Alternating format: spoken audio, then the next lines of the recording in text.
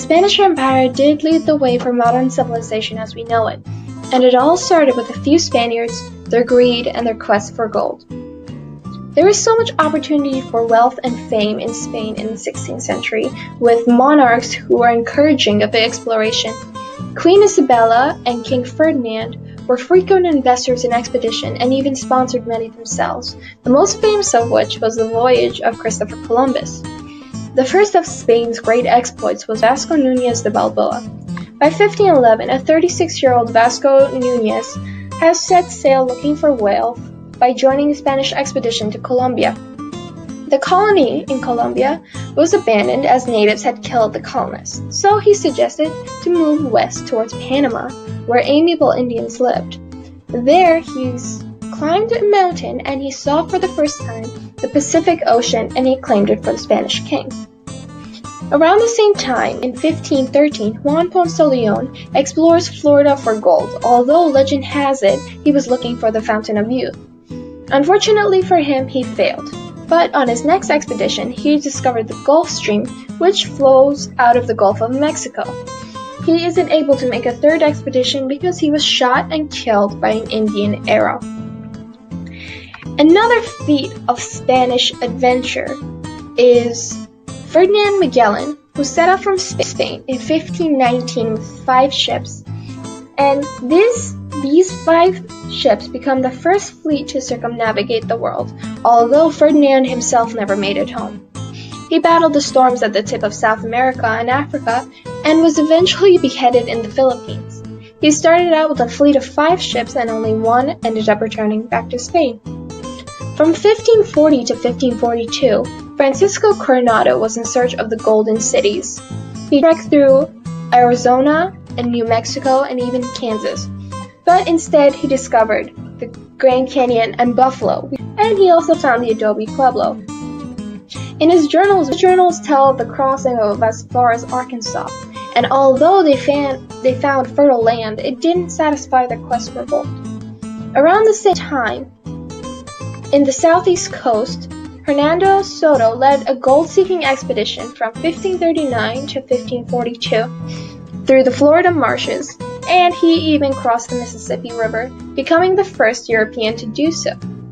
In 1540, the Confederation of Indians attacked the Spaniards near what is now today Mobile, Alabama, injuring hundreds and stealing their bags and supplies. Instead of going south, he continued northward. Because he was so cruel to the Indians with his use of dogs and iron collars, he died of wounds and was eventually buried in secret to protect his body. Okay, we get it. The Spanish were ambitious and risky. So what? Well, here's what. Their ambition went unrivaled for many years by other countries, and not for lack of trying. The Spanish Empire grew exponentially in 50 years, with hundreds of Spanish cities and towns and its many silver and gold mines in Peru and Mexico. They founded cathedrals and universities, and they subjugated more than thousands of Indians. By this time, Spain was on its way to becoming the wealthiest country in the East, and now parts of Europe were slowly beginning their own explorations and conquers. Spain had conquered 13% of the world at this time, and it did not want to share. As a safeguard, the Spanish built fortresses and cathedrals to fortify and convert Indians to Christianity. At the same time, the Native Americans were exposed to diseases that the Spanish brought with them. Some 160,000 Indians were coerced into joining Christianity to save their own lives. And around the same time, more Spaniards journeyed north from the stories of Coronado. However, this sudden and overwhelming invasion finally tipped the Native Americans over the edge in 1599 in what is now known as the Battle of Vacoma, which came as a result of the Spanish expedition of Juan de Oñate and the native pueblos of Mexico. In October of 1598, a confrontation, when some Spanish military demanded supplies from the Acoma tribe, but were met with resistance, spiraled into a massacre of 800 villagers and the enslavement of 500 more. He also sent the orders to sever the right leg of all native men from the age of 12 to 25 to prevent escape or retaliation. He then proclaimed the area of New Mexico in 1609, and he founded Santa Fe the next year. Because New Mexico lacked fur and gold, the only other resource was religious recruits. The mission of the church and missionaries was not only to convert, but also to suppress the Pueblo culture, which the Pueblos would not tolerate. In 1608, rebels destroyed every Catholic church in the province. They killed priests and 400 Spaniards. They were finally allowed to rebuild their ceremonial religious chambers in the ruins of those churches, and they held power in Santa Fe for the next 50 years. This rebellion is known as Pope's Rebellion. With all of the wealth that Spain had accumulated in the west, the northeastern part of the empire as well as the far west still had a weak Spanish presence, and now they were facing the threat of invasion. In past years, there were attempts by other European powers to seize control. England sent John Cabot to the northeast coast in 1497. France sent Giovanni de Verrazano to the east coast in 1524, and Jacques Cartier was sent by the French to find a trade route to Asia in 1534. But instead, he would only sail up to Canada through the St. Lawrence River.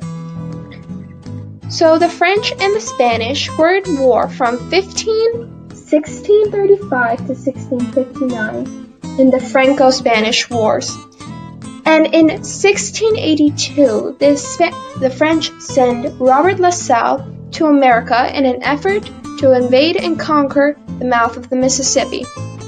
When Spanish got word of this plan, they attempted to fortify the Texas coast with missionaries. The Spaniards also laid claim to California in the 1530s, but it would be 200 years before they attempted to colonize the coast. Coastal winds and currents made the harbor hostile to the sailors, and Baja California became the northwest limit. It is not until the 7 Years' War that the Spanish seriously attempted to control California. With the help from the military and the mission churches run by Father Junipero Serra, by 1769 there were at least 21 missions along the coast of California, from the coast of Sonoma to San Diego. The Indians that were gathered in these missions often had not been exposed to European diseases, and like all Indians that came into contact with the New World, a large percent died.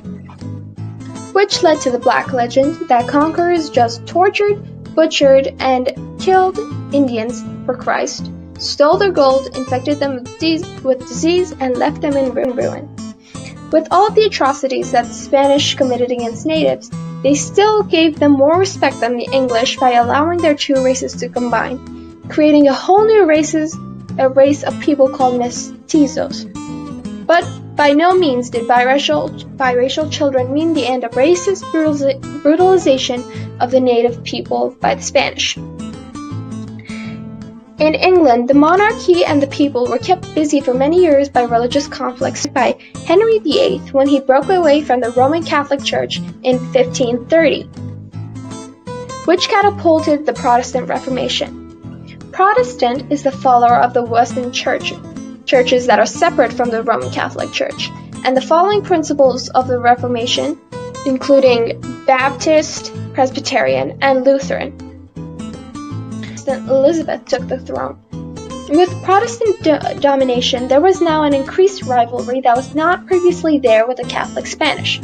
From 1570 to 1580, Elizabeth effectively crushed the mutiny of the Catholic Irish with the allied Spanish by first transplanting them into the Scottish land, which was also Protestant. Under Elizabeth, England was now officially back in the race to conquer the New World. She encouraged privateers to raid Spanish ships and steal their loot, although they were not at war. One such privateer by the name of Francis Drake once came back with so much gold that Elizabeth knighted him on the deck of his ship. Now Elizabeth attempted to grab a slice of the New World by setting up colonies. Newfoundland was the first attempt in 1583, but failed when the promoter Humphrey Gilbert died. His half-brother, Sir Walter Raleigh, organized a trip to Roanoke Island in North Carolina in 1585 and at first managed to create the first English colony that was successful. The only reason that Roanoke survived was that Sir Walter Raleigh discovered a way to cure tobacco easily and made it popular in England. However, it was also an embarrassment when Sir Walter Raleigh and his entire party disappeared. But England had another opportunity to dominate when Philip II of Spain, a self-proclaimed Protestant foe, wanted to make an invincible armada. In a showdown, 130 Spanish ships met the Sea Dogs, and the 130 ships were decimated by the sleek and fast privateering ships. With the loss of the Spanish Armada, history marked the start of the decline of the Spanish Empire, although that took 300 years. A few years later, Spain was overconfident in its power, and soon Holland declared its independence in the Act of Abjuration. And soon after, the Spanish Caribbean wasn't under their domain either. With the naval win, England soon declared its naval dominance in the North Atlantic Sea, and the golden age of literature was soon underway, with none other than Shakespeare leading the masses. In 1604, Spain and England signed a treaty poising England to start its own empire.